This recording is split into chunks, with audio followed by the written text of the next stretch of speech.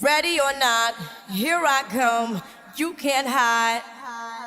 Gonna find you and take it slowly. The first thing she starts to sing is Ready or Not.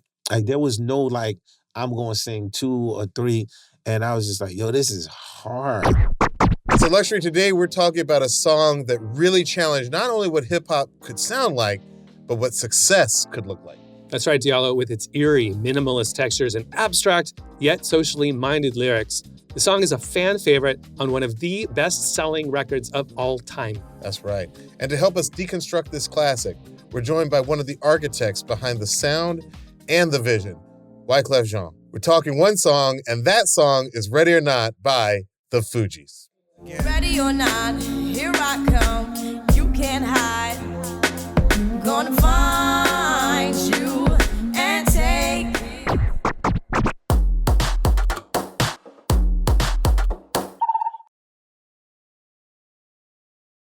I'm actor, writer, director, and sometimes DJ Diallo Riddle. And I'm producer, DJ, songwriter, and musicologist Luxury, a.k.a. the guy who whispers, Interpolation. And this is one song. The show where we break down the stems and stories behind iconic songs across genres and tell you why they deserve one more listen. You will hear these songs like you've never heard them before, and you can watch one song on YouTube. While you're there, please like and subscribe. Our guest today is one of the creative visionaries behind the Fugees. And beyond the Fugees, our guest has built a prolific and, dare I say, unparalleled career as a solo artist and songwriter and producer to artists as diverse as Santana, Destiny's Child, Shakira,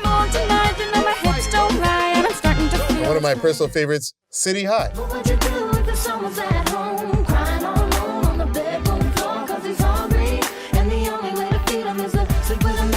Please give it up for Grammy Award-winning artist, producer, composer, and icon, Wyclef Jean. What up, fam? Thank you so much for coming to our show. What up, my brothers? Woo, we got a lot to talk about. We saw your show last night at Blue Note. It was insane. It was amazing. Yo, but what's crazy, you ain't see me looking at y'all? I kind of did, but I was hoping. I thought I was you don't know. a narcissist. You don't know, right? I was like, yo, these dudes are either 2 DJs from like Europe somewhere. I said, Did we stand out in the crowd? I said, one probably from Sweden. I said, which one is that? And the other one from Lagos. Oh, man. You're from Lagos. You're from Sweden. Okay. Oh, man. That makes sense. I was hoping Atlanta, but okay, that's fine. There's so much energy and like the build from beginning to end. You had us like enthralled the whole time. And then you had everyone in the audience jumping around and dancing at the very end. It was carnival. Yeah. It's straight up carnival, Yeah. you know? No, definitely. I don't think the Blue Note Los Angeles is going to be the same. I don't think they were used to it. It can't be the same, baby. It can't be the same. You know, like for me, I was happy my high school teacher was there. He was like, Whiplash. He was like, yeah, you mentioned that. You saw how he was like, yeah. Even like yesterday, like he gave me a flashback yesterday. He almost scared me again. Like, you know, he scared me when I was 14, but that flashback, he was like, I told them you must fart in unison and y'all must all smell the same. Jesus. I was like, huh? Like, quite the story. I was like, thank you, sir. But, I mean, he would have been tall then.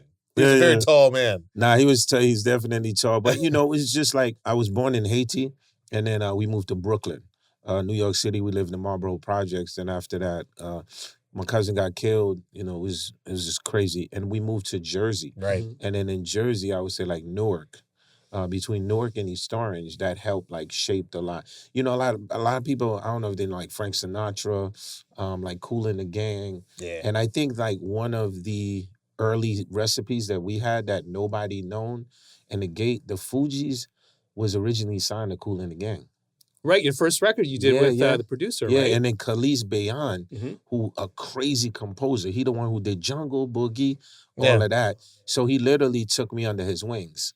So, that was Blunted on Reality? Blunted on Reality, yeah, man. So today we're talking about Ready or Not from The Score. And I want to zoom out for a second because this album came out in 96, and I felt like y'all were moving differently. Y'all were bringing in singing, live instrumentation, global samples. You were also just like, y'all felt like some true hip-hop heads from New Jersey in some ways. You know what I'm saying? Like before that was like understood what that was. Creatively, 1996 me was grouping you guys with The Roots and Outkast and Souls of Mischief. And I was thinking about this. None of these groups were from New York, but they all had sort of that East Coast influence, you know? And so when you were making this music, were you consciously thinking about pushing boundaries, or were you just instinctually making the music that you wanted to hear? I mean, I was like influenced too by like hieroglyphics. Yeah. You feel what I'm saying? Like Dell. Casual. Casual. So like it was a lot of that going on. And I would say like just underground. Yeah. So the sonics of the underground, whether if it was east or west, that's right, there was a consistency to that vibe. You know what I'm saying? So you're not thinking about it. You're just doing it. You know what I'm saying? So for me, I was like just a young composer coming from the church. And my early just fell in love with sonics, electronics. I'm sorry, what church is that? So I'm from like the Church of the Nazarene. It's a straight up gospel Caribbean church, you know, every Sunday worship, you know, be careful, like, you know, you start talking in tongues, you know what I mean? Like that kind of energy, yeah, straight up like that Pentecostal energy where the church is like created for like 70 people, but there's 300 people in there and that energy is going. So sort of like coming from that energy and directing choirs and all of that, I fell in love with producing hip hop, but one of my greatest inspiration is Salaam Remi. Salaam Remi, like that's like one of the original oracles. So Fuji Law was the first song that you worked on that ended up on the score. It was also the debut single off the album. I remember this song like it was yesterday. Let's listen to a little bit of Fuji Law. We used to be number 10. Now we permanently one. In the battle, lost my finger. Mike became my arm. Pistol nozzle hits your nasal. Blood becomes lukewarm. Tell them, I still remember hearing this on Emerson College radio and being like, I gotta get this. And I had just bought my Gemini Scratch Master, which was the first DJ mixer I ever owned. Yeah. I bought it used, it was already beat up. But I took my little bit of money that I had in college and I went down to, it was either Roxbury or Dorchester, bought the 12-inch, you know, had a little left over. Might have bought Shook Ones by Shook Ones Part 2 and Temperatures Rising by Mobb Deep. Yeah. And I bought Resurrection by Common.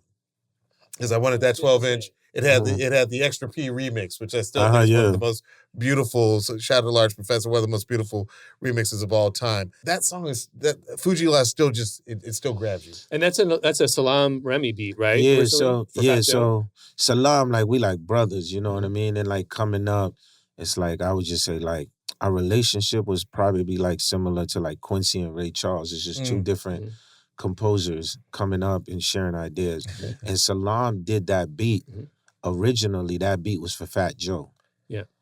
And he passed on it? Yeah, I'm gonna let Joe say that part. You know, Joe probably gonna say we stole his beat. Okay. Why did you know you needed that beat? Like, what about it appealed to you? Well, the thing is, when we heard that beat, the beat just sounded like, you know, because we called ourselves like the refugees, right? And there was an energy of that beat where the beat was so, one of the things about the Fugees, because we were so musical at the time and we showed up and it was like all so more band orientated from the gate, more so than sample orientated. So the label was like, literally, you know, y'all got to find a producer that's very connected to the streets. And I remember Salaam, one of the things he told me, he's like, man, you too much of a nerd. Like, you're a nerd from the projects. We gotta knucklehead this up for a minute. And when I heard that beat, I was like, this is perfect. I could talk some knucklehead shit on this beat. You know what I'm saying to you? Right. Meaning it was like less esoteric and like it was more of a just straight beat. Yeah, and then the Fugees is like early Lakers. You know what I'm saying to you? It's like, it's just the best players, right? So it's like, together. You have like... You got Magic and Kareem. You know what I'm saying? Like, you know what I mean? Like, Lauryn straight up Magic. I'm straight up Kareem. And she look at Prize me. Prize is AC Green. Okay. More than worthy, right? And like, don't sleep. Like, something's going to happen. Because Prize will say one thing, one bar, and that bar... Everybody becomes my thought, shifts my energy or whatever. Yeah. Oh, wow. So the minute I heard it, man, it automatically called to me like we used to be number 10, now we permanent. Because we was like, if we're going to settle the score, I love that. we got to let them know. You know what I mean? And then you have, of course, Miss Hill was just amazing with her. We was talking about albums earlier. Just the architect of soul music. Mm-hmm. Like, she taught me about soul music. Like, I would teach her about compa and stuff comes from the islands. And so we always talked about like that mix, you know what I'm saying? That's sort of like what made the vibe kind of you sort of, is part of what you're referring to her literal like knowledge of like 70s funk record, like soul record collection, or was there something her else? records collection, her movie collection. Mm-hmm. She's the first, there's a movie called Black Orpheus.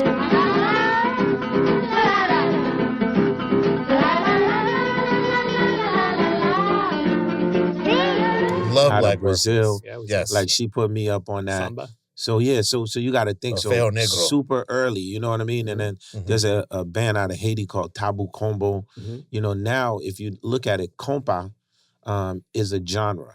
Now it's out of Haiti. It's a genre, but back then it wasn't a genre.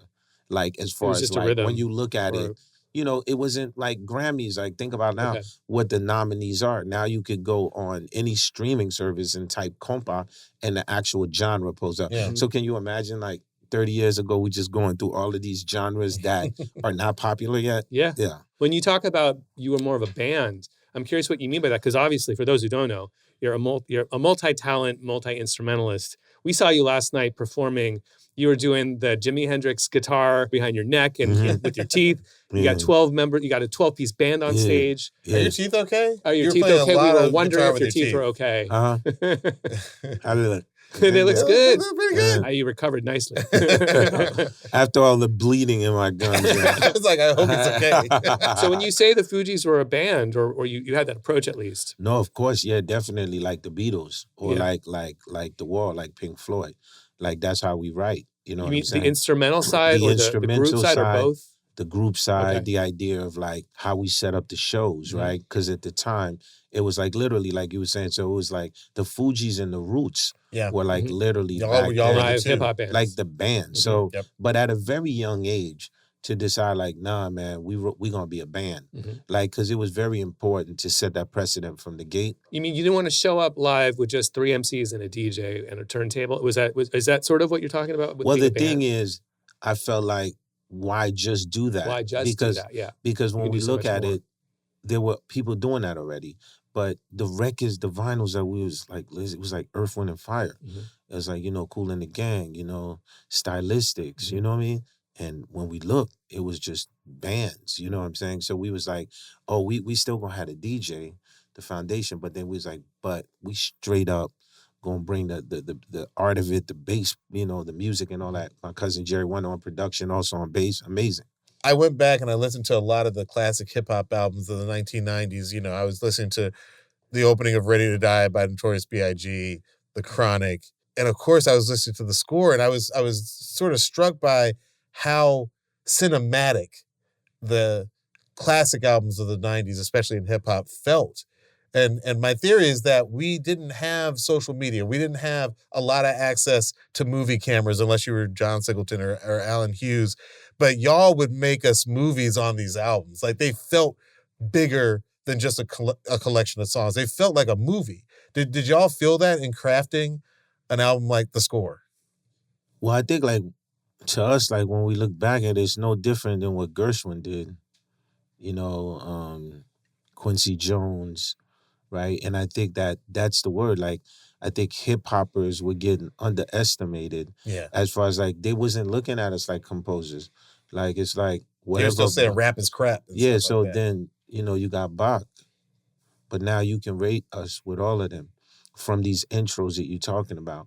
And it was sort of like, as a composer in my head, if some kid is in Sudan somewhere and gets a hold of this cassette tape, right? Ain't no television. Ain't no nut, right? Yeah. And we're talking about 30 years ago, right? And I'm just saying, so then what I got to do is have him feel this visual audio thing. Yeah. And I think in that connection, I think we connected like that.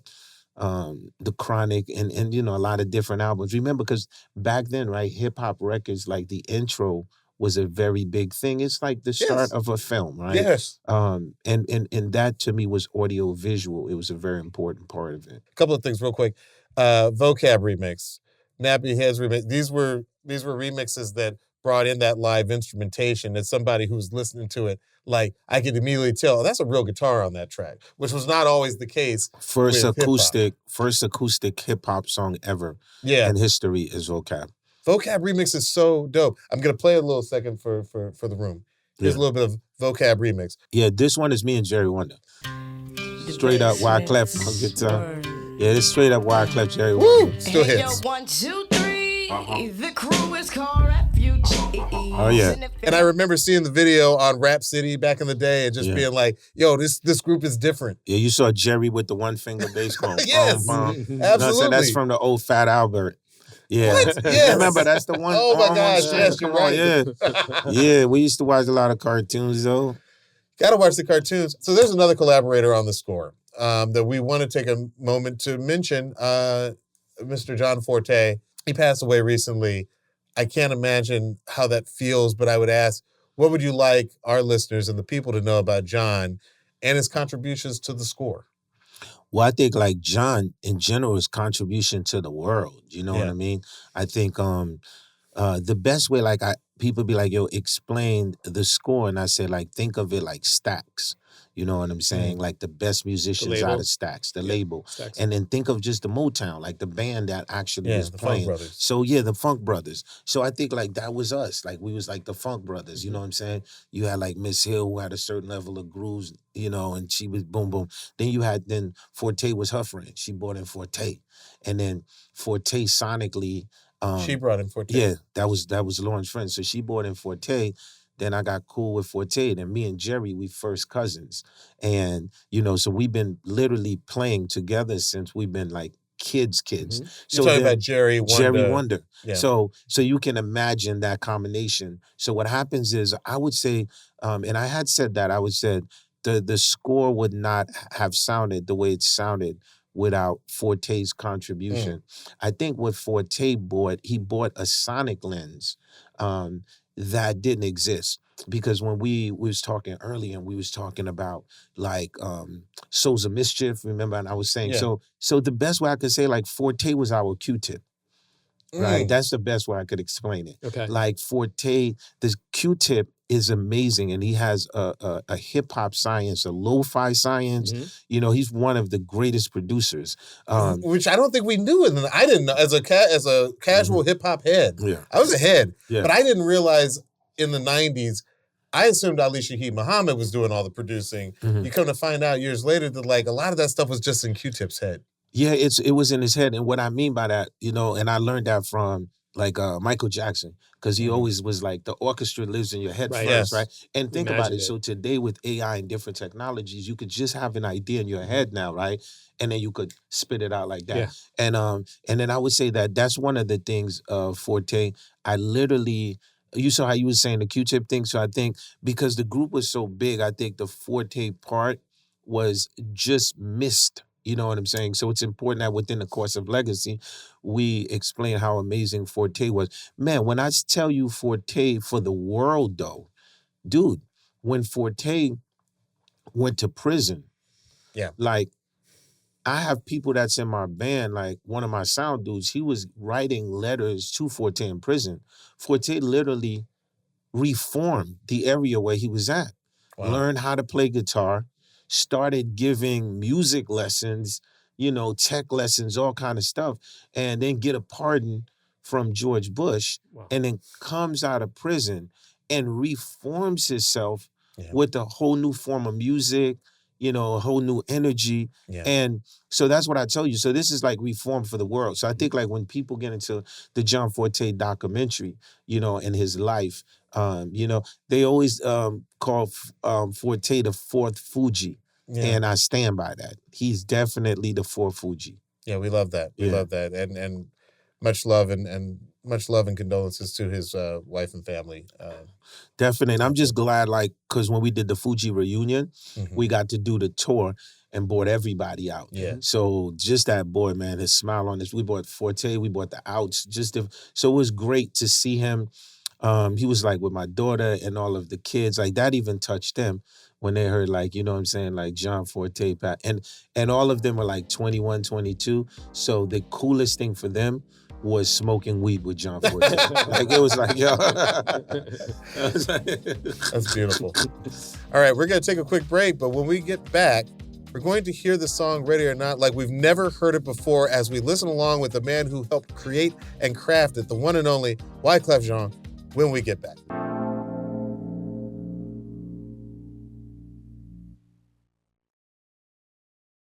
All right, welcome back to One Song. Here we are with the incredible Wyclef Jean, and he's going to help us break down Ready or Not. LUXXURY, my man, shall we start with the drums? We're just going to listen to the beat, and then I got so many questions. So we're going to get nerdy. We're going to nerd out. Okay, so now, I know you get into the beat. Yeah. But as you get into the beat, I just want you to watch my hands real quick, right? Okay. So I'm in the cafeteria. This is important.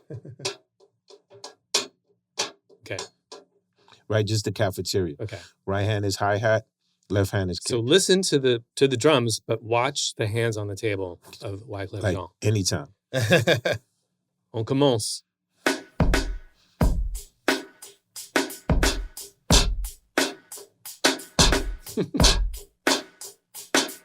Is that school kid lunch table beat making? Is that what you're saying? Yeah, nigga, baby, talking. Man, the block with a rock and straight up cafeteria beat. Yeah. So in my brain, right, I did this beat on an MPC 60. Okay. Right? Exactly what you just seen. You know what I mean? Very cafeteria 1, 2, 3, 4, because it gotta be simple. Because the punchlines, right? Because it's gonna be all about these punchlines. So go on with your story, but I have two questions. Yeah, go ahead. I have nerdy questions. Go ahead, I'm ready. Nerd question number one. You mentioned MPC. You mentioned the Lin 9000. So yes, we could go back to that. What is the sound source of your kick, snare, and hat? And is it a Lin drum snare pitched up? And if not, what can you reveal about the source? Well, the source, my whole source are two things. Okay. Lin 9000, that was one of my original source. And my other source was a VFX keyboard. Okay. Right. It had beats in it? It had beats, it had hi-hats, it had everything. So that was my plugin. Okay. Like meaning like this little piece of hardware of this VFX was my plugin. So you recorded from those sources into the MPC one sound per pad. Yeah, the Lin 9000 at one time, that was my computer. Okay. Because it's just the easiest sequencer. For programming. Yeah, for programming. It's like Logic right now. Yeah. You know what I'm saying to you? So in saying that, and then I started programming on the MP. And then I started, of course, you know, the samples are very short. Like you could pull in because I'm from the floppy disk, from the small floppy disk. Because, you know, you only have a few seconds or whatever. Right, a sample time. So one of the things that I like to do, the tape machine that we had was a 456 Ampex reel. Okay. And what I found to be amazing sometimes was to take like the kick source, throw it to tape. Okay. Sample it back. From the tape. Because the tape gets it sort of saturated sound. Well, it's the same wave, like different ways, moving a wave around and just trying to get it to patch differently. You know what I'm saying to you? Yeah, that's one of the things, yo. We're going to just talk about the snare. Like that's the deep rabbit hole of this moment. Is the snare potentially, if you remember it, would that have been the snare from the Lin that you then pitched up? No, that's the snare that I sampled. Okay. From a record. I cut it straight from and I wanted the snare to feel like a live snare. I needed it to cap back. So it's from, remember back in the days, there was so much breakbeat records. You know what I'm saying? So I was just going through records. Like and Breakbeat Lou or something, Ultimate Beats and Breaks, one of those kind of things? Just to get down. Like you looking for the part of the record that just snap, you know what I mean? And then I wanted something that, I needed it. And then also too, you guys, you're drummers, right? So I needed something that felt like hip hop, like lo-fi at times, but then I needed it to snap like a live snare. Yeah. If you notice though, the snare has a rim shot with it. Oh, is it layered with a rim shot? I missed that. Now, if you listen to it again, you're going to hear like the snare got a rim shot. Like meaning like it layers like that. Yeah. Like you can But that was in the sample, or you layered it later? Later. Okay. I laid that. Yeah, I laid that. A lot of the cheat codes for me with the drums that I used was R8, the R8. What's the R8? It's a drum machine. Oh, I don't know that one. Who's it? Is it a Roland or? Yeah, it's a Roland. Okay. Yeah. So you don't know that one? I don't know the R8. All right. Yeah. Check it out. I'll check that one out. Yeah. Will there be sounds in there? Then I'll be like, oh, that's a Fugees sound. But it was like a lot of that in the church we used to use for like electric sounds. Okay. And then so a lot of that fusion again, right? Because when you're trying to build a sound, you're trying to take 3 and 4 sounds and compile it into like one wave. Make you know what I'm saying? New, right, right. Oh man, thank you for that nerd out. Here's part 2 of the nerd question. You just played the beat. You just played the lunch table beat, right, with kick and snare. So here's my question. When I tried to recreate it, and I'm going to do a very poor job with you, the creator, sitting next to me, but tell me. Sound like you a genius already. No. The genius is right there. I was challenged to get the kick, snare, and hi-hat at the same time. That would be like. It's a little messy. That's dope, yeah. Were you doing that? Or did you put a hi-hat on a loop like this and go... So now watch this. Yeah. So again, with my hands. Yep. So with my hands, if we're in the MP, we got, right? Okay, you are doing hi-hat. Right now, watch this. Yeah. So when I would demo it, because as a drummer, like once my patch is out, I always like naturally like just, right? Because I'm feeling it out with my hands. What you're doing for our listeners, with your left hand, you're doing kick and snare, and your right hand's doing hi-hat, right? All the right time. Okay. So I do that on the MP. When it's time to record, you get more precision. I get more precision. Yeah, of course, right? Because I want to separate the tracks. You know what I'm saying to you? But for the bop and the vibe, you know, I do all. It's like you're demoing the energy that you want to feel. And you're also acting as the drummer, so you're the musician playing the beat. Yeah, also too, and then the MPC had a certain swing to it, like the way like the kids use Fruity Loops. So the MP and the SP just had its own swing to it. Yeah. So it was like at times it's dope. Like when you feel it out not with your hand. Strictly straight. No, just like it sort of like reminded me of how Bob Marley's bass player would play. Aston. Where it's like just like 1 millisecond behind the groove. And then, you know what I'm saying? That's Family Man. We love Family Man. And it sits like, you know what I mean? Yeah, that energy. That was so fun. Thank you. Wow. What a life moment that was to nerd out on. You rocked it. You rocked it. I see you, so man. fun. That was good, man. All right. Well, I mean, let's talk about the sample. How did you come across this song by Enya, Boudica? So I say, now that I awake, sleepwalkers awake, those who could relate. That's a movie, Sleepwalker. Y'all ever seen it? No, but I know the story. You were sleeping and you woke up, right? Yeah, so I was watching Sleepwalker. Just to say, like, so watching that sample, like, so you wake up and automatically, I was like, yo, I gotta cut that, right? So keep in mind, right? So back then it was like VCRs. You feel what I'm saying to you? So you're gonna cut that VCR sound back to the tape.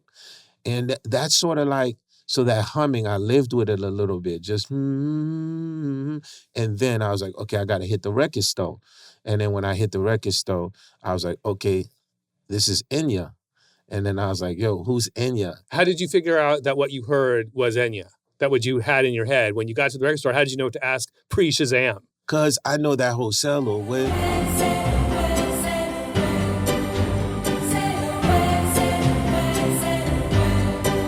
I know all of that. And then I knew about like Gregorian chant. Okay. And then so I'm very like advanced when it comes to like, you know, sonics. So Enya had that distinctive at the time, right? She's the only one who figured out how to lay these vocals in a Gregorian chant way. And it was just insane.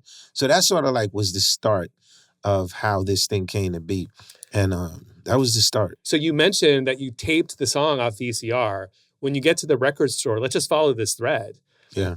You get to the record store, you buy the record. Is it vinyl? Is it CD at this time? No, everything is vinyl. It's vinyl. Yeah, everything is vinyl. So you bought her first record, her self-titled record. I got Enya's record, you know what I'm saying? But I sampled it from the VCR. That's what I was going to ask. Yeah. Because there's something about the sample in the mix that is not, it's very lo-fi. It's warped. It's warped, It's and it kind of warped. warbles from speaker to speaker. It warped. It came from an S900, which means once I warp it, Sampler, put it on high. the S900, and I put the little filter on it. That's why it sounds like that. It sounds amazing. It doesn't sound like the record. You added effects in a way almost accidentally because you're pulling it from the VCR with its lo-fi resolution. Straight up lo-fi resolution. Yeah. That is so I cool. did a lot of that. Like I love that kind of stuff. I was trying to figure out like how you treated the sample. Like, did you add some like EQ No, cuts, I think the distortion? the trick was the Akai S900. Yeah. It was probably, was that like 12-bit or even 8-bit maybe? I don't even know. It's lo-fi though. It was lo-fi, and then there's a filter on that S900 that you just go. You can drop the resolution. And you drop it right there. Right. And I just used to love to do that to samples. Yeah. That gives it more vibiness. Yeah, it gives it a darkness to it. Which is similar because it harkens to our episode about Wu-Tang. Because Riz is doing a kind of similar thing with consciously, first of all, taking his VCR, right, and getting some of those samples. 100%, like VCRs, old cassette tapes. A lot of it, when you sampled it directly from the VCR, right, it's a natural filter. It comes with its natural, messed up, dirty sound already. That's a plug-in within itself. And that's a plus because you want it to sound different. That was the sound of the underground back then. Was that a bit of grime. Grime, that's right. Yeah, 100%. Yep, that's how it started. Let's listen to what the original sounds like, and then let's talk about how you transformed it. And again, we'll do my best to sort of show it, recreate it, and you'll correct the record as it happens, so there can be absolute accuracy. The original version was a little faster, around 99-100 BPM. Here it is.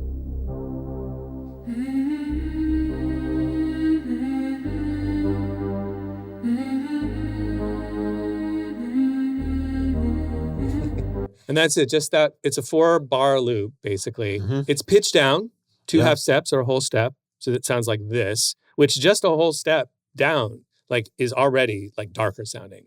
And it's a little slower, about 10 BPM-ish slower. And that's our loop. And by the way, now that we've heard the beat and the Enya sample, it's off to the vocals from here. That's the entirety of the track. Yeah, that's the entirety. Right? I did the beat in like 15 minutes, like too easy. And then was there a bass? One question I had was, did you overlay like 2 bass notes like every 4 bars? There's nothing. 2 bass notes. Oh, that's it. Yeah. Oh, there was. Very simple. So simple. Yeah, so simple. I call it like the three sonics theory. Right, and I think we still live by that. What's today. that? What is the 3 sonics theory? As a music theorist, right? Okay. I think that the human ear automatically plays within a stereo precision, right? I think your nose ankles the middle, right? And I think your right ear and your left ear, right? 2 different, even though it's all coming like this, 3 sonics automatically drives it home. Like, you don't need much. When you seeing like the street bands or you look at the Jimi Hendrix band, it's no more than 3 people. Yeah. So sometimes like less is better. So like we're in an area right now where sonically, where less is better. These beats that y'all loving are really 3 sonic beats. These 808s that are layered over and over, it's still the same 808. The drum that you hear is still a stereo bus. And then the vocal now, even with the auto-tune, it plays part of like what you call a horn, a vocal horn. So for me, the best records always start with like the 3 sonics theory for me. That's amazing. I love that theory. Yeah, it always starts. And I think it's just band orientated. So when me and Jerry are playing, it's like Sly and Robbie. One on the drum, the other on the bass. You know what I'm saying? Then my man Joe gets on the guitar. If he gets off the guitar, he gets on the keyboard. And it's still like that's foundational. It's inviting. Yeah. It's the 3 sonics theory to me is the invitation to like the ear. You know what I'm saying to you? Like, you know how they say like less is better? Yeah. Yeah. So 3s show up a lot in your music. How many mics do you rip on the deli? 3 Many sonics money. theory. Oh, wait, what? 3 sonics theory. How many mics do you? Mini, money, mini. They don't know, they know. And that's it. Wow. Yeah. Well, I think you're giving the keys to the kingdom. Yeah. Well, I think like a lot of the producers that are doing now, a lot of the plugins that we're seeing, like at the end of the day, I can have a kick and I can make it sound 30 million different ways, but the genesis of it is still one. Let me just quickly, because we mentioned it, and I want to play it for you. So here is that bass that you referred to. It's just these two knocks, and then I'll give you the context, because I didn't notice it till I was really digging deep into it. But here's the bass line. Like, that's pretty much it. And I could tell you what that is. Yeah, what is that? I wish someone can guess it. Play it again. Listen. What is that, people? Could you guess it? Tell you. Is it a sample or is it from a synth? It's a sine wave. It's a sine wave. Oh, yes. I hear that now. Okay, play it again. Because it almost doesn't have pitch. It borders on not having pitch. There you go. Yeah. It's the conch theory. What's the conch theory? I love all these theories. Teach us. Remember the dude that was playing the conch on the show? Stage, you had a guy playing I like the the conch. That theory, it lives in between. Like the note lives, it's like the Thelonious Monk shit that lives in between. That's just the sine wave. That is so cool, man. Let me give you the context. That's a straight up sine wave.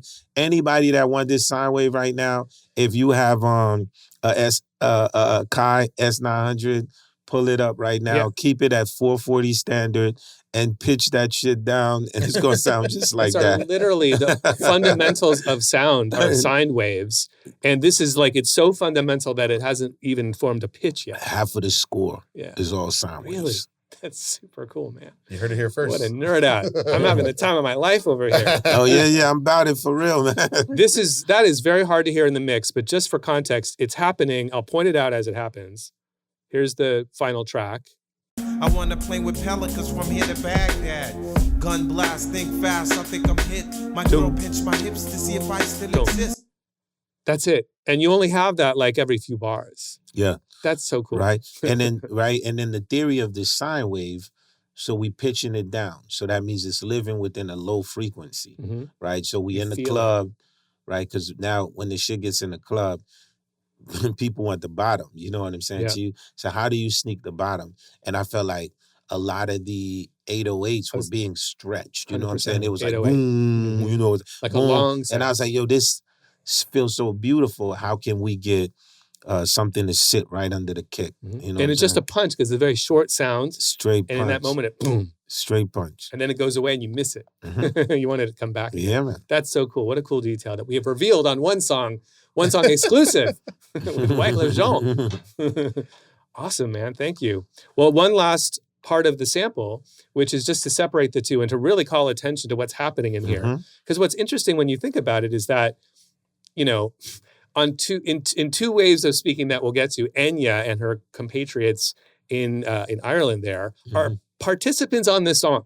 They are part of the Fugees insofar as their recorded parts are in the sample, right? So let's give a little bit of shine to Enya for a moment. 100%. Shout out to Enya. Shout out to Enya, who we know you have a great story that we want to hear in a moment. First of all, just for those who don't know, by the way, she's one of the biggest selling recording artists alive today, a new age superstar all time. 80 million records sold worldwide.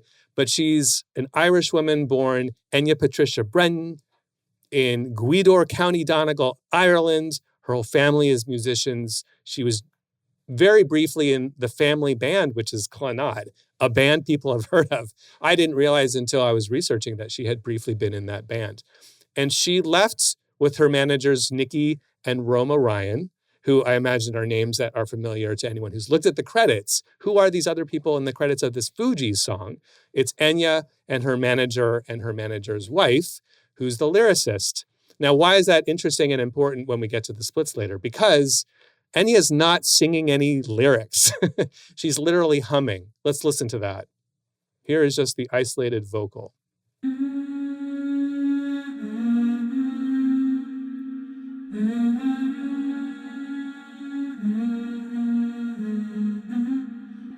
That's about 10 hums. And in spite of the absence of lyrics, the third member of the Enya crew who is paid out from this song, and I'm looking forward to talking to you about that whole situation, was the lyricist, and there are no lyrics. So that's an interesting little fun fact to think about. Meanwhile, on the music side of it, we're hearing literally, well, it's 5 chords, but they're not really chords. Let's listen and we'll talk about it.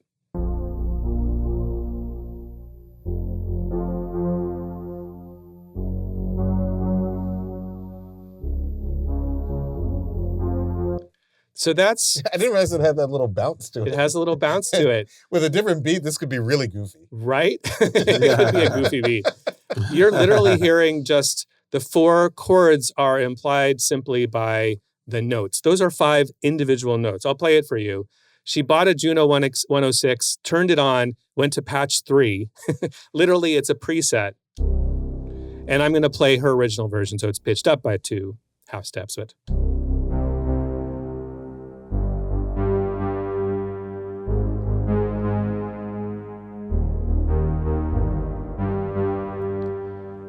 so that's 5 notes. There's no chords at all, no intervals. It's very simple and streamlined and haunting. And of course, it has that very underwater feeling, which when I saw the video, it feels so perfect for what the sounds are. Mm-hmm. So the song, again, with the pronunciation, could be Boadicea, but apparently the original Celt would have had it as Boudica, because the song was recorded for a BBC documentary about the Celts, about the history of Celts. So baked into the sound and the title itself, which means victorious woman, and it's about the character Boudica was the queen of an ancient British tribe who led a failed uprising against the conquering Roman Empire in 60 AD. Wow. So this is like the Joan of Arc of the Celts. So there's this fighting woman story buried in the sample, and then it finds its way into your song. And that energy and that history makes so much sense. It's like this incredible confluence of sound and history and meaning. Yeah. I think the thing is, like, when people hear hip hop, they just take the word as in people who rap and they're going to tell street stories. I want to explain the hip hop is the culture. And inside of the culture, if Bach was born in a culture, Bach would be hip hop. So my name is John Wyclef. I'm named after the historian from England. I have an English name, and my dad was a theologian. So I don't just listen to things. Mm-hmm. I hear things in a different form. So think about John Wyclef. He reformed the church. And so the idea with what we was trying to do is like, we're going to like reform where we come from. We're going to have you have a different sense of thinking of what you think we're supposed to be, right? Because you're like, okay, we're from the projects, and this is what we're supposed to talk about. Mm-hmm. And then we're like, nah, actually, no, we're actually reading the Lutheran doctrines. Mm-hmm. And you're like, nah, well, what is that?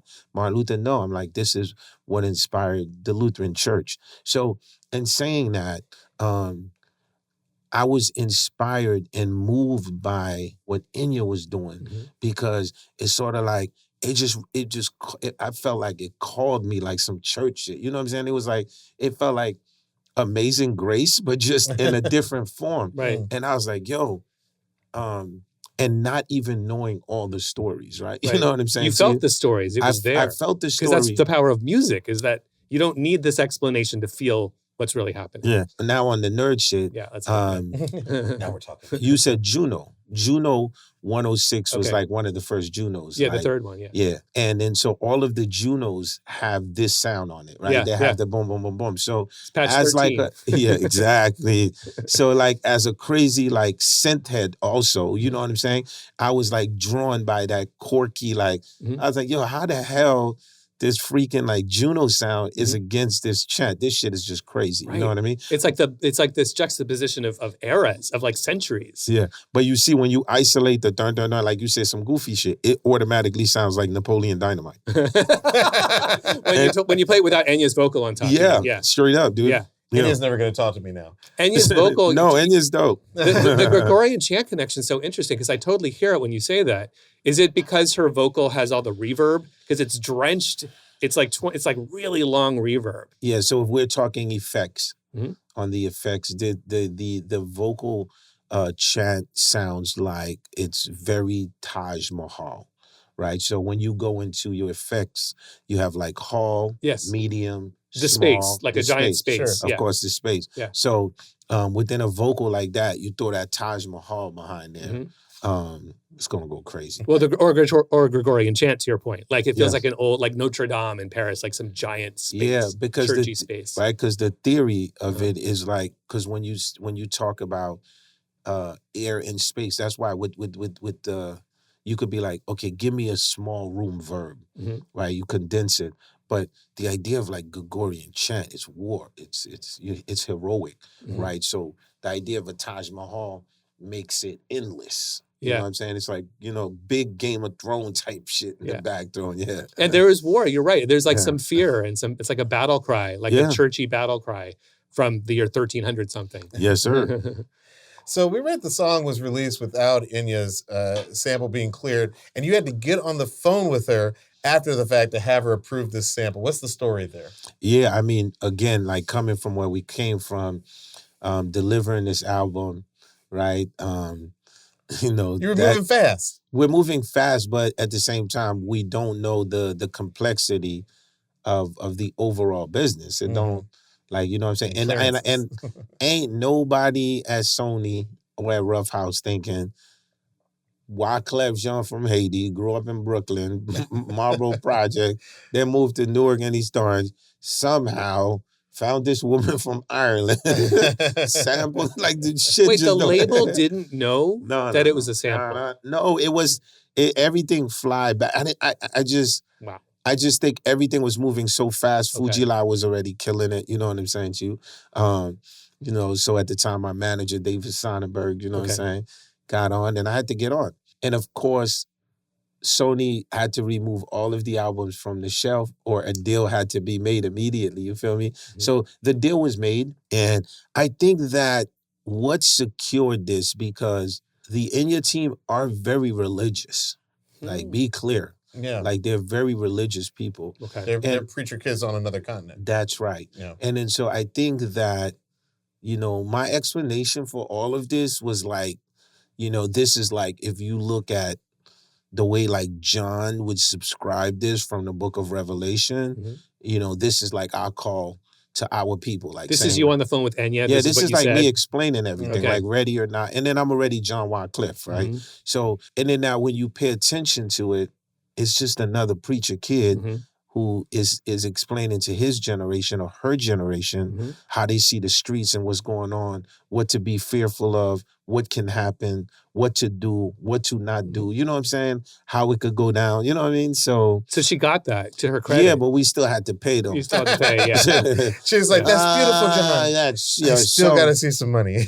You're such a preacher. Now put something in the collection plate, Ron Cleet. I mean, and the interesting thing too is you also are underrated in bringing Enya to hip hop culture, because you weren't the last one by any means to sample not just Enya, but this song, which Boadicea, however you want to pronounce it, finds its way into Winans. It finds its way into The Weeknd. Dog, you don't want me to start to sound like Little Richard. I am the original of a lot of shit. Yeah, you are. Yeah, you Country music, Enya, I bring, next thing you know. Acoustic guitar. Man, let's go. But yeah. And by the way, they're sampling this part of the song. They're sampling it essentially the way you sampled it. It's which is a nod to you. Which is a nod to you. Yeah. Right. Well, what I love about it is, again, when you hear the whole record, right, any producer knows that's the best part of the song. Yeah. Like the most catchy, because it starts going to a whole nother wave. I was like, I don't think this wave is going to work for us. You found the loop. You found the good part. I found the get down. Yeah. The get down, yeah. Well, let's get to the vocals, because they are classic. And why don't we start with the chorus? Ready or not, here I come. You can't hide. Gonna find you and take it slowly. Sorry for stopping it there. We're just going to go piece by piece. No, There's so much to talk about. Tell us about the first time you heard that hook, or how it came to be in the song. Well, big shout out to Miss Hill. And again, now this is where we talk about the roco pollo, you know what I mean? That gumbo, the mashup. Yeah. And right, that's a mashup right there. That's that's a mashup. Yeah. Because now I do this beat, right? And now Lauryn's gonna come with this thing. And keep in mind, I ain't hear the Delphonics, right? I've never. You don't know the band. You don't know the song. No, I don't know, right? Keep in mind, so I don't know, right? This is where now the same thing I was doing with the Craze is like when she come as a, her scientist brain now, and that's the first thing she's saying. Wow. Like She heard what we've been heard going the through. beat. Just slowing the story down. It wasn't 100. She heard the beat with the Enya sample. That's all there was. Yeah. There were no and lyrics, I was in a little room in the Okay. booger basement upstairs. I like stayed in a little the studio This is is downstairs. your and Jerry Wonder's Yeah, my Booger Basement. Jerry's Booger dad. basement. Yeah, Jerry Daddy, my uncle. Okay. So that's the basement, and then my room is like right upstairs, and that's why I was cooking up the beat in the room. You see what I'm saying to you? Then Just you and your MPC. Yeah, me and my MPC. Wake up with it, sleep with it at that time. And she walks in, and she's like, and the first thing she starts to sing is Ready or Not. Like there was no like, I'm going to sing 2 or 3. And I was just like, yo, this is hard. Like, Wow. you know what I mean? So for me in my brain, I just know like Lauryn just created this crazy hook, you know what I'm saying to you? Which you was didn't called know Ready or she Not. was bringing it from her memory, of the song. Again, it's that genius Fugees fusion thing is happening. Let's listen to the original just for people to know what we're referencing. Yep. This is the Delphonics, Ready or Not, Here I Come, parentheses, Can't Hide from Love, 1968. Ready or not, here I come. You can't hide. Gonna find you and keep you high. And it should be pointed out, part of her genius is not only is she interpolating or interpolation-ing the line, she's reharmonizing it because it's not the chord changes. No, and then so keep in mind. They're different. Yeah, so they always say like the best thing about art is like when you look at something, you're not really copying it, but you're inspired by it and you're about to flip it completely different. So I would say the genius of how Lauryn hears things, like, you know, like we've known each other like forever. You know what I'm saying to you? Is so she's been like Storm sees things Here's like them. doop, you know what I mean? So she heard it, and now when she sings it, she's gonna decode it and is gonna talk to her generation like how she wants to portray it. And then so she was raised with all of this music. So she just has a way of like when she flips it, it's just gonna be crazy. Did she bring the Tina Marie Ooh La La to Fuji La? Same thing. Yeah, like you know, again that hook driven ideology of something that live in the back, because we all like what we don't even understand, right? The key is our subconscious. So the human, because you don't even know why you like it, like because you'll hear something and your body start, you know, and I can watch it with my daughter generation. Like sometimes the person ain't have to say nothing. There's something that happens and they're like, and then I could decode it in the back and I could hear some. So she was great at having you reminisce off of something that you don't even need to know what it is, but it's in your back. Yeah, if you grew up in America, you know, it's in somewhere in your mama crate, right? your daddy crate. Yeah. There's a chord memory there. And there's something, the special brain, it takes a special kind of brain. First of all, for that to evoke that, but to sing in real time, what is a completely different set of chords to find the melody and to find kind of, and she flips it a little bit rhythmically, slightly. Straight genius. But it's straight genius to be able to do that. Because if I played the same chords as the Delphonic song, that's one thing. But different chords and you're not messed up by it, that's crazy. I'd love to hear verse 1 of the song, classic verse. Now that I escape, sleep, walk awake. Those who correlate know the world ain't cake. Jail bars ain't golden gates. Those who fake, they break. There's so many lyrics there that I would love to ask you about, but I always thought it was jail bars and golden gates, which is a totally different meaning than jail bars ain't golden gates, which is correct. Jail bars ain't golden gates, man. You know jail Genius bars. to win. You know they Genius ain't wins golden gates, though. Huh, what? I said the jail bars ain't golden Oh, they gates. really aren't. Yeah. They really aren't. But what does that lyric mean to you? I mean, jail bars ain't golden gates. Yeah. Basically, you know, we can't, I try to tell the youth, you don't want to glorify the prison system because, you know what I'm saying, it's like a badge of honor to go to jail. But I'm letting them know that all the OGs that I know that go to jail, you know, they're like, yo, it's not golden gates. Y'all want to come this way. You know what I mean? You don't want to end up with a 400-pound mate. Yeah. You know what I'm saying? Yeah. No, that's true. I got a quick question on the chronology of the If I Ruled the World in there. Because that's the Nas reference. Imagine that. I free all my sons. I If I Ruled the World, Nas featuring Lauryn Hill, that single comes out in June 96, but you've written this song the year before, right? So what's the chronology of that line being in here? Which came first? That If I Ruled the World, the Curtis Blow. Yeah, Curtis Blow, yeah, of course. And Curtis Blow was my first producer. I love that. Let's hear a little bit of Curtis Blow, If I Ruled the World.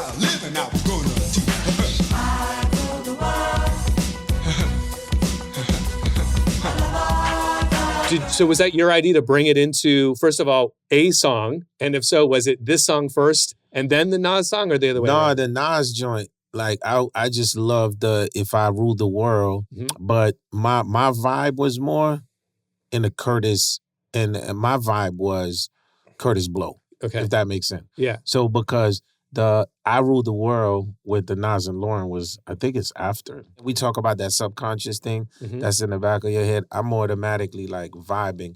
But again, that's a Lauryn ad-lib. Oh, that's her ad-lib. Got it. Right? You feel me? So we would. Was that a coincidence that she's ad-libbing that with your connection to Curtis Blow? Nah, let me tell you, we just, in studios, do we want to do this?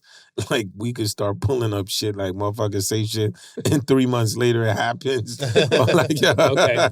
That's the wonderful thing, is awesome. That something that you just toss in there, throw away, ad-lib, can literally spark a million hits afterwards. Of course, like one little teeny idea. That's why I say everyone counts. Verse 2, another classic verse, this one by Lauryn. Can you play us that verse?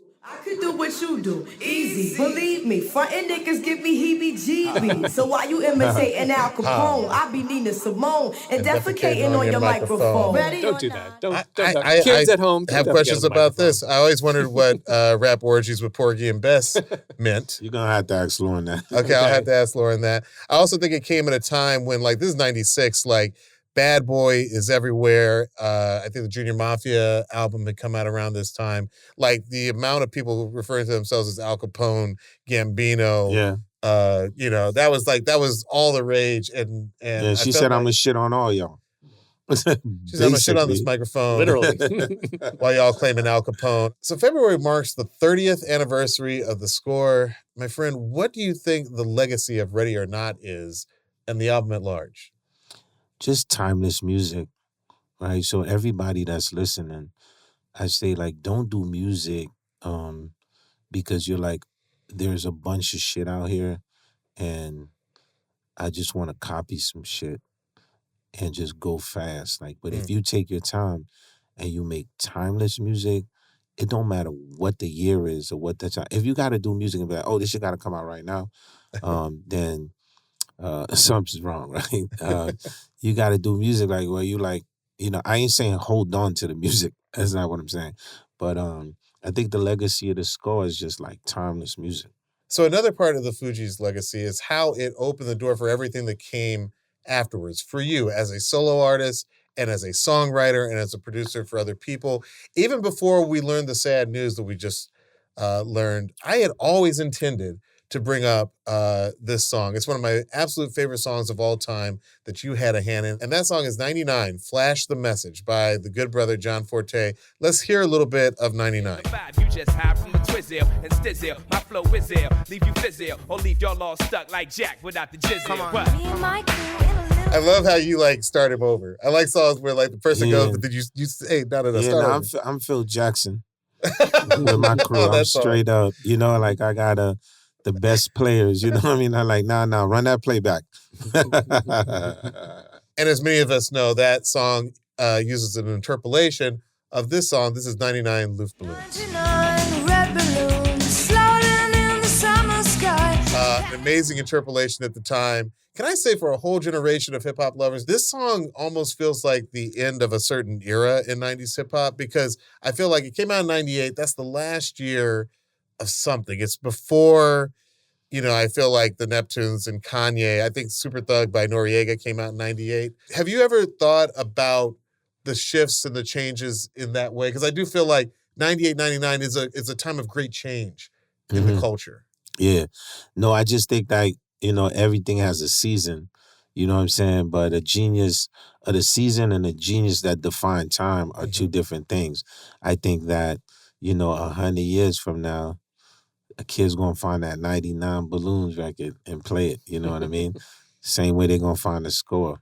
Yeah. So I think again, and then they're gonna do their own version the same way we did our own version. So I think again, like with the Neptunes and what Ye did and everybody continue, again, I think everyone just paints, amazing art. I just think, we painted a Basquiat piece, so it's hard to move us. Just Blaze, that's going to become the sound more of like the 2000s, but like this is like a perfect time for me personally in music. I mean, like you had Raucous Records, you had The Carnival, which is your album. It's one of my favorite albums of all time. I have so many memories of songs like Anything. The carnival, anything can happen. What, say what, anything can happen. Bubble Goose. We jump out the car and carnival in this bubble goose. Gone Till November. I'll be gone till November. You tell my girl I'll be gone till November. Talk about your Three Sonics theory. When you played it in concert last night, I was like, where are my violins? I need my strings. But it's such a beautiful song. These are beautiful albums. All right, so this year marks another big milestone. It's 20 years since your global smash with Shakira, Hips Don't Lie, which not everybody realizes is a remake, right? It's technically almost a remix. This is Dance Like This by Wyclef Jean.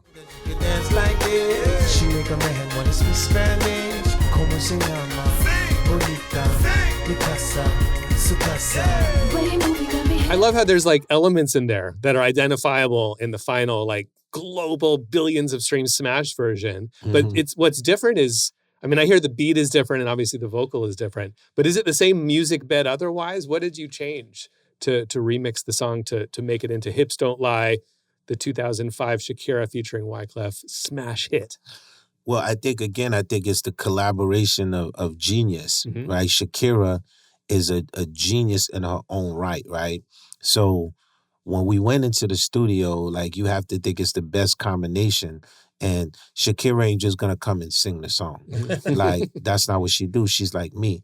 Like, she's like, okay, we're gonna bring the kumbas. This in my country, Colombia. I can hear the sax.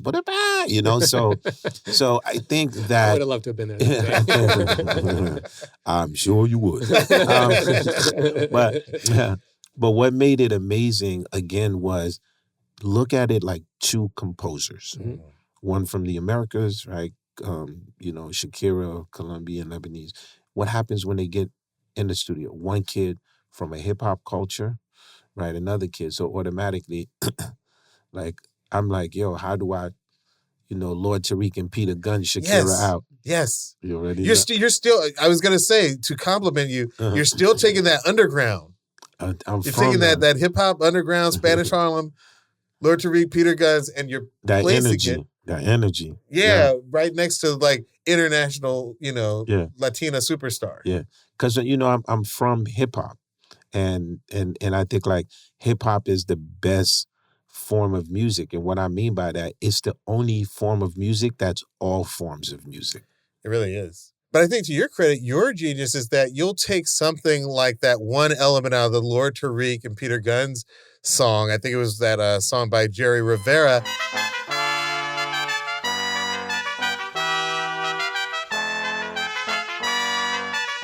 Because that is sampled from an old Latin song. Right. There's a connection to the Latin. I would not have even been thought of no shit like that if I was in a hip hop kid, right? So at the end of the day, as a producer of mine, I'm gonna go sample, where's the original, right? I'm gonna look for the original. Also, right, so being like Haitian, Dominican, Cuban, Jamaican, like that whole area, like we the Roco Pollo. So as much as they played English music, like in the house, more gospel stuff, but when I went to my uncle, it was everything coming out of Colombia, out of Cuba. So this is not, so hearing those horns and then seeing a hip hop producer do it, again, it's just, for me, I always reference hip hop because I'm like, people be like, yo, well, describe, say, yo, it's literally like the new jazz fusion. It's the only thing, like I could pull a country piece. There's no other kind of music, dude, you could pull anything. There's so many layers and so much lineage in what you do and how you do it. It's not just, it is the international part, but it's not just that. It's also the historical layers. You're kind of tracing it back in time. You're making connections. You seem to be suggesting that some of them are conscious, but some of them just came out of like, you didn't realize that it was in your subconscious, like we were saying before. And it just sort of appeared in this moment because it was the right thing. If you're inspired and you craft the best music, it's going to find its way. And I always tell all of the young producers and different people coming out there, when I was young, I used to want to be so validated. Like when you were young, you'd be like, yo, I want to win Grammys. I want to be boom, boom, boom. Then you start travel the fucking world, right? And you go into like the depth of like the earth, right? And next thing you know, like you freaking walking with the Eskimos, you know what I'm saying? And your dogs and shit. And then, you know, and you hear one love, one heart. And you like, fucking Bob Marley don't have no Grammys, no nothing. He's the biggest artist in the world. So again, I say just do your best one song. You know what I mean? Create your one song and it's gonna happen. Wyclef Jean, such a huge honor to have you on our show, One Song. And what is going on in your world that you want the listeners to know about? You have some projects coming out. Tell the world what's happening next. All right, so I need the whole world to pay close attention. This is Me the Human, Man versus Machine. Starting in March, April, May, June, July, August, I'll be dropping 7 albums. Whoa. Each album reflects me bending the last 30 years in the genre. So I ain't gonna tell y'all, yo, man, I was the first one to do country music and hip hop. No, with the country album, you could trace back to me and Kenny Rogers. The jazz album is dedicated to Q. The hip hop is gonna be called Black Moses. Grown and Sexy, you already know what that's going to be. The R&B album going to be crazy. The reggae album is nuts. So everybody was like, Clef is out of his mind. How is he going to get all this? So every album is like a different genre, a different sound? Yeah, every genre, it reflects me bending the past. So we have a full compa album. And y'all ain't going to be able to sit down on that one. It's going to be called like the Compa Invasion, inspired by the British invasion. So look out for that. So we're very excited about that. We'll be hitting the touring. Also, me and Miss Hill, we'll definitely be doing a couple of Fuji dates, you know what I'm saying? Like a couple of Wyclef Lauryn dates. And also, we've been talking about some form of a remastering of the score and some of the materials that were unreleased, files from through the years. How can we give the fans some of that There's back? Some B-sides and some some very cool, like, because remember we kept going back in the studio. Absolutely. And just the 2000s, you guys. Like me, Jerry L. We kept trying to, which is very cool. So look forward to all of that. All right. We are looking forward to it indeed. All right. Thank you and so then much. the next show you come to, the Fugees. Yeah. I mean, the Wyclef show. Yes. I'll make sure the strings are there for Guns to know. That's a promise. I will be there at every show now. Take my money. Thank you so much for coming on the show, sir. Thank you so much. As always, you can find us on Instagram and TikTok. You can find me on Instagram at Diallo and on TikTok at Diallo Riddle. And you can find me on Instagram at LUXXURY and on TikTok at LuxuryXX. And you can follow our podcast on Instagram and TikTok at One Song Podcast for exclusive content. You can also watch full episodes of One Song on YouTube. Just search for One Song Podcast. We'd love it if you like and subscribe. Also, be sure to check out the One Song Spotify playlist for all the songs we discuss on our episodes. You can find the link in our episode description. And if you made it this far, you're officially part of the One Song Nation. Woo! Welcome. Give us 5 stars, leave a review, and send this episode to a fellow music fan. It really helps keep the show thriving. Luxury, help me on this thing. I'm producer, DJ, songwriter, musicologist, and every Friday night from 10 p.m. to midnight, KCRW DJ Luxury. And I'm actor, writer, director, and sometimes DJ Diallo Riddle. And this is One Song. We'll see you next time. This episode was produced by Melissa Dueñas. Our video editor is Casey Simonson. Mixing by Michael Hardman and engineering by Eric Hicks. This show is executive produced by Kevin Hart, Mike Stein, Brian Smiley, Eric Eddings, Eric Weil, and Leslie Guam.